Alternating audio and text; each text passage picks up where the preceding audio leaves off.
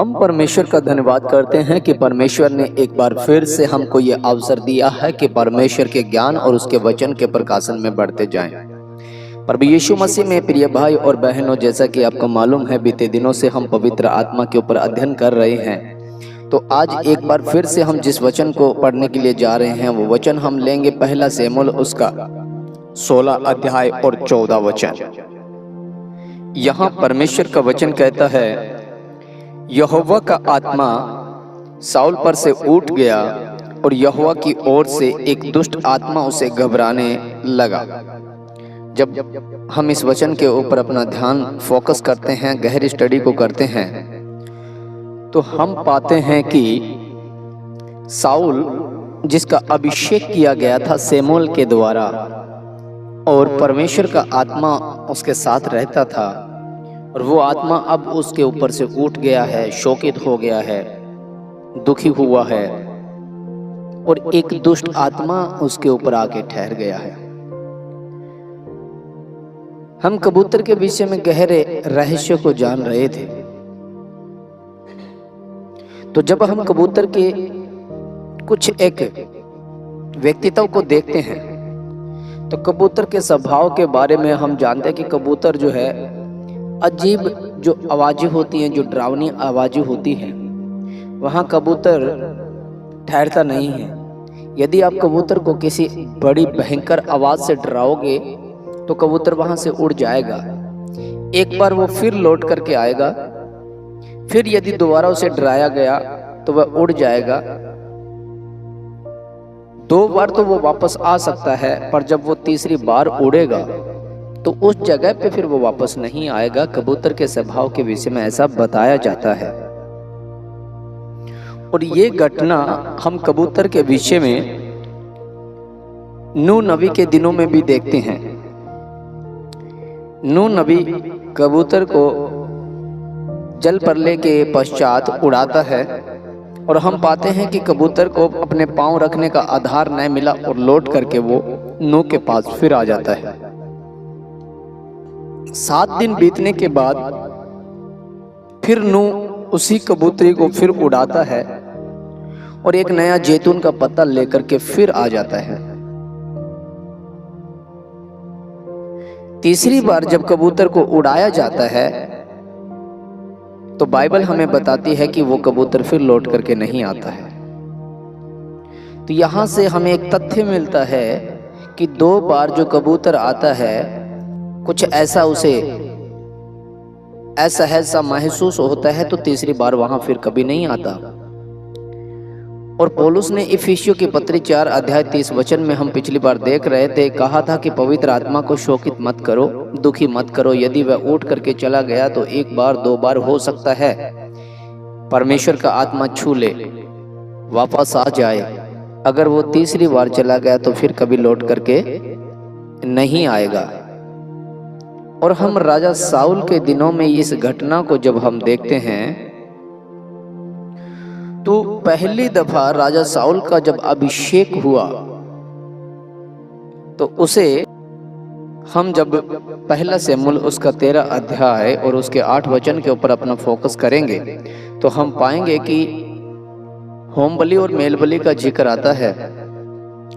शमूएल जो था वह लेवी गोत्र से और एक याजक का काम किया करता था, होम बलि और मेल बलि चढ़ाया करता था, और परमेश्वर का अभिषिक्त वो याजक था।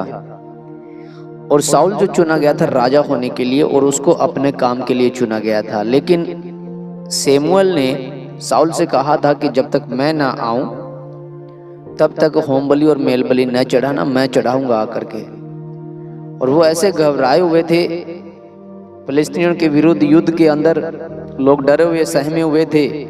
तब शाऊल ने वो होम बलि और मेल बलि मंगवाई। जब देखा कि 7 दिन हो गए हैं और शमूएल नहीं लौटा अपने ठहराए हुए समय के अनुसार, तो शाऊल ने वो होम बलि और मेल बलि ले करके चढ़ाई। और जो ही चढ़ाई तब शमूएल आ गया शाऊल के पास और आकर के उसे कहा कि तूने ये क्या किया है, तूने परमेश्वर की व्यवस्था को तोड़ा है, परमेश्वर तुझसे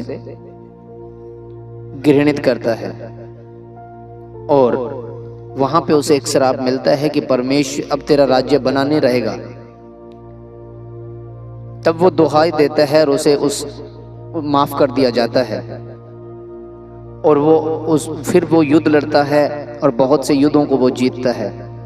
ये पहली घटना है जब वह पवित्र आत्मा को शोकित करता है, अभिषेक को शोकित करता है।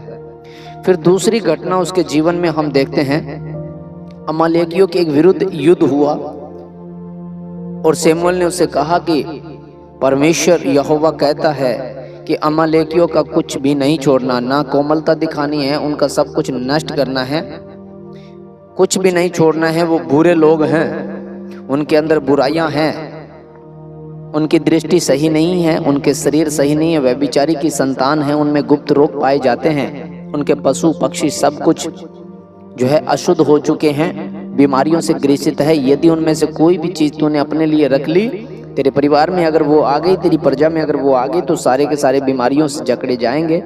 इसलिए उनका सब नष्ट करना, अमालेकियों का कुछ मत छोड़ना और उन पे कोई कोमलता नहीं दिखानी है। हम पहला शमूएल 15 अध्याय और उसके 3 वचन में ये सारी चीजें देखते हैं। फिर जब हम इसी को 9 वचन में देखते हैं, 15 के 9 में, तो यहाँ पे दिखाया गया है कि साउल ने उसके बड़े बड़े अच्छे अच्छे भेड़ बकरियां गाय बैल जो है वो रख लिया और उसके राजा को जीवित पकड़ लिया, अपनी कोमलता उन पे दिखाई पर उनको सत्यानाश न किया। परमेश्वर का क्रोध फिर साउल पे भड़क गया है। फिर उसने पवित्र आत्मा को शोकित किया और उसके ऊपर से पवित्र आत्मा उठा लिया गया। और जब हम इसको 16 अध्याय 14 वचन को जब हम पढ़ रहे थे कि यहोवा का आत्मा साउल पर से उठ गया, पहली बार जब उसने गलती की वो माफ किया गया, पवित्र आत्मा उसके साथ था। दूसरी बार जब गलती की, पवित्र आत्मा उठा। तीसरी बार अब पवित्र आत्मा उसके पास आने वाला नहीं था। ऐसा ही हम नूह के दिनों में पाते हैं और पौलुस भी यही बताता है कि पवित्र आत्मा को शोकित मत करो, क्योंकि पवित्र आत्मा कबूतर की नाई होता है, शांत स्वभाव का होता है, उसे अजीब सी हरकतें उसे पसंद नहीं है, डरावनी बातें, गंदी बातें, शैतानी पावर, शैतानी शक्तियों के अधीन रहना, शैतानी कामों के अंदर लिप्त रहना पवित्र आत्मा को अच्छा नहीं लगता है। वह शोकित होता है और वो डर जाता है और वहां से उठ जाता है। पवित्र आत्मा उस मनुष्य के साथ नहीं रहता। इसी प्रकार से जब एक विश्वासी व्यक्ति विश्वास के जीवन में होते हुए पाप को करता है, घृणित कामों को करता है, तो पवित्र आत्मा शोकित होता है और उस पर से उठ जाता है। वह घुटने टेक करके सच्ची आत्मा से पश्चाताप करता है, पवित्र आत्मा उस पर फिर आकर के ठहर जाता है। फिर वो बड़ी गलती को करता है, पवित्र आत्मा शोकित होकर के चला जाता है। फिर वह घुटना टेक करके परमेश्वर से पश्चाताप करता है, पवित्र आत्मा उसके ऊपर फिर ठहर जाता है। यदि वो फिर गलती करता है तो वो लौट करके चला जाएगा, पवित्र आत्मा फिर उसे कभी माफ नहीं करता और उसके ऊपर वो ग्रेस नहीं आती।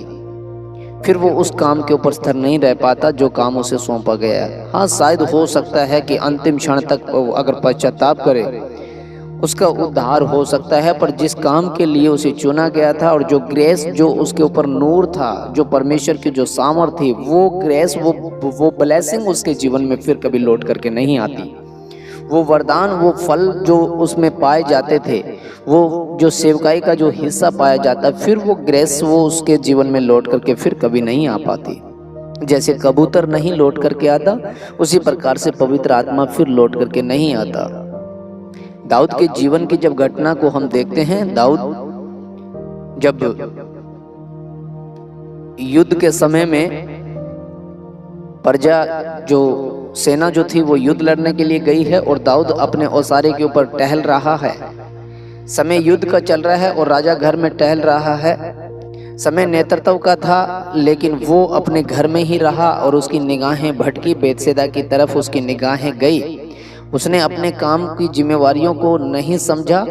जैसे अपनी जिम्मेवारी से वो हटा और उसके दाहिनी बाहीं और देखा तो बेतसेदा का जीवन उसे अट्रैक्ट कर गया और उसने बेतसेदा के साथ वो कुकर्म किया और उसने इतिहुरिया को मरवाया, लहू बहाया, वह विचार किया और वह पाप में गिर गया।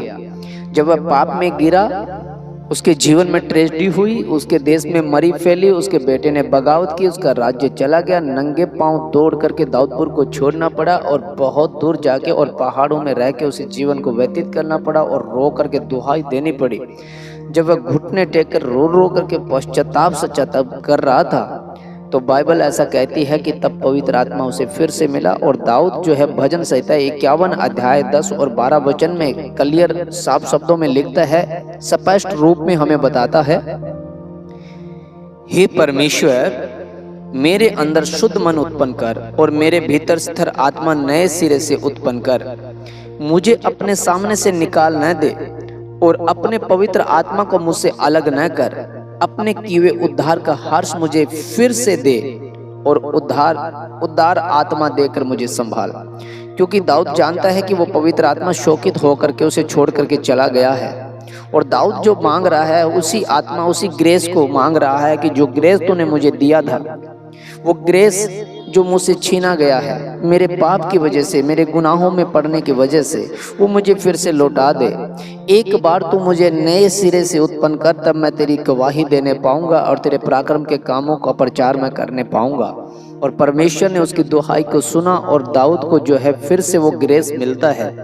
फिर वो बुढ़ापे तक उस बात पे वो बना रहता है। जब हम पहला राजा उसका 1 अध्याय और 4 वचन को देखते हैं, तो जब दाऊद जो बूढ़ा हो गया था, जब वो दाऊद जो था अपनी जवानी को खो चुका था, और हम देखते हैं कि जब वह ऐसा हो गया कि उसके किसी भी रीति के साथ में उसका शरीर गर्म नहीं रहता था और वह उसके बीपी लो हो जाता था, तो उनके जो लोग कर्मचारी थे वो कह रहे थे कि हमारे राजा के लिए एक ऐसी लड़की कुंवारी को ढूंढा जाए जो राजा की सेवा कर सके और इसके शरीर को गर्मी पहुंचाए। स्त्री के जो गर्मी और स्त्री का जो स्पर्श है उससे राजा जो है वो ताजा रह सके। तब एक लड़की सुंदरी को ढूंढा जाता है। अभिषेक नामक एक सुनेम वासी कन्या को पाया। यहाँ पे जब हम पहला राजा और उसका 1 अध्याय 4 वचन के ऊपर अपना ध्यान हम जब लगाते हैं, तो यहाँ पे लिखा गया है, वह बहुत ही सुंदर थी और वह राजा की दासी होकर उसकी सेवा करती रही, परंतु राजा ने उससे सहवास नहीं किया। अब वो ग्रेस जो उसे मिला हुआ है, अब जो परमेश्वर का अभिषेक उसके ऊपर जो ठहरा हुआ है, आज उसके पास एक सुंदर लड़की है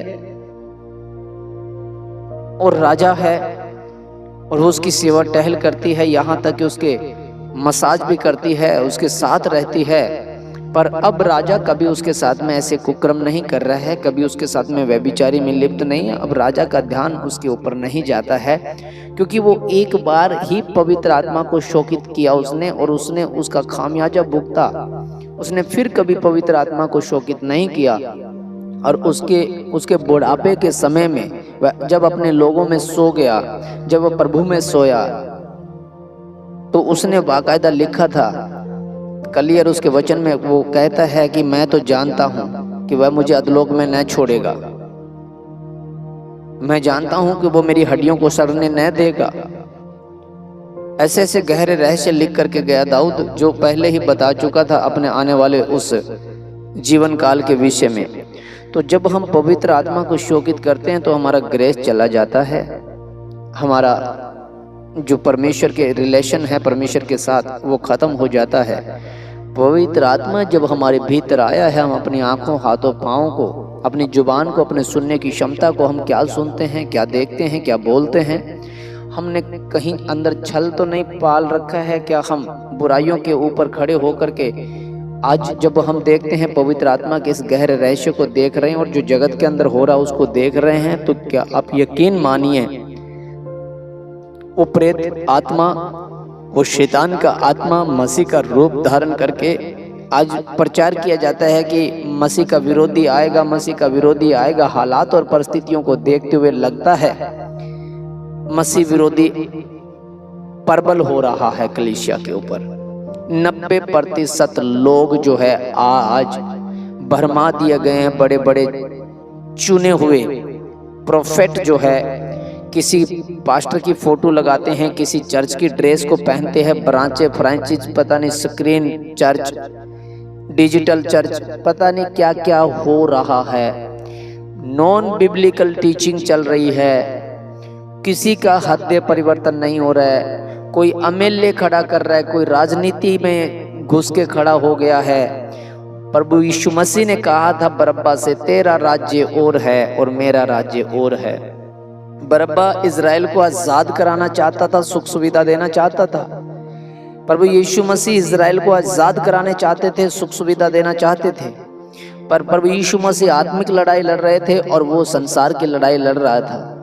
आज परमेश्वर के जो दास बने बैठे हैं वो बरअब्बा की सेवा को कर रहे हैं। वो उन लोगों के साथ शामिल है जो शराब के कारोबारी हैं, जो नशे के कारोबारी हैं, जो सफारी लेते हैं, लोगों को मारते हैं, पीटते हैं और इस जगत में अपना वैभव चमकाना चाहते हैं, अधिकारी बनना चाहते हैं। और हमारे लोग जो खुदा के लोग कहलाते हैं उनके झंडे उठा करके और जय जयकारा और थैंक यू जीसस बोलते हैं। जबकि जीसस ने तो कहा था कि मेरा राज्य और ये है ही नहीं।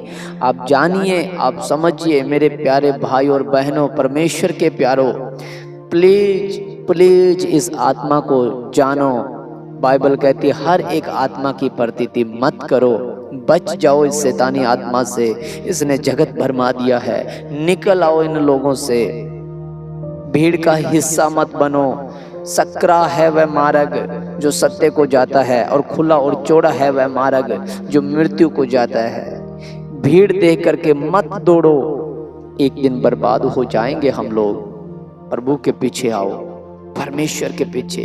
किसी पास्टर के चोले को मत देखो। मनुष्य बाहरी रूप देखता है, बाइबल ऐसा पहले बताती है, बाहरी रूप को मत देखो, वो मनों को जांचने वाला परमेश्वर है। ये पास्टर बड़ा है, ये सुंदर है, ये लंबा है, ये तो मरियल सा, इस बात पे कभी मन मत लगाना।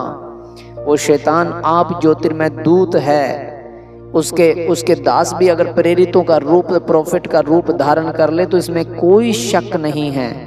प्रभु आपको आशीषें दे, बरकतें दे। एक नए रहस्य के साथ फिर मिलेंगे। प्रभु तब तक आपको संभाले। इस वीडियो को लाइक करें, शेयर करें, सब्सक्राइब करें। आमीन।